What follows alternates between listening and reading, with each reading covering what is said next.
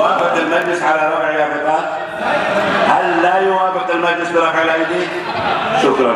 بتمنى على سعادة الزميلة المحترمة أن لا، هذا إرادة مجلس وأنت لا تتحدين إرادة مجلس، هذا قرار مجلس.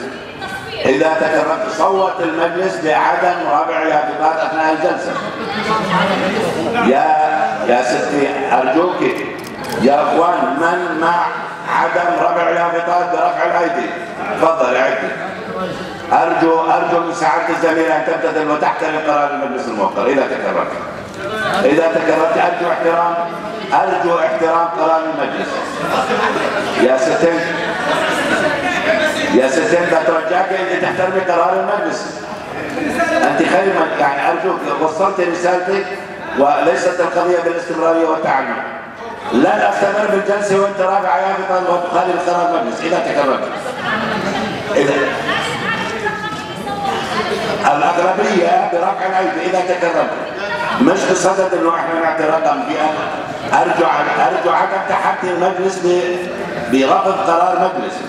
أنت زميلة محترمة ولك كل الاحترام والتقدير. لا تتحدي قرار مجلس إذا سمحت. لن نستمر بالجلسة طالما أنت تخالف قرار مجلس. يا هند يا ستين في قرار مجلس إذا تكررت. يا ستين أرجو أن لا تعطل جلسة المجلس يا هند. أرجو أن لا تعطل جلسة المجلس إذا سمحت.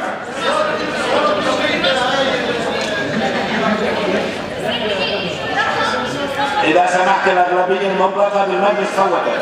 الأغلبية مش لا الأغلبية. لا أنا ما بغير وأنا صادق وأنا لازم تحترم الرئاسة وتحترم المجلس. هذا لا يجوز لي أن تتحدي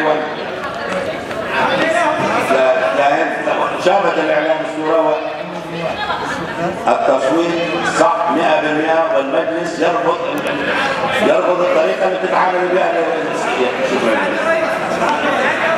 لازم تنفذ قرار المجلس يا هند. يا هند سأضطر يعني أن أرجوها. شكرا. لازم تنفذ قرار المجلس.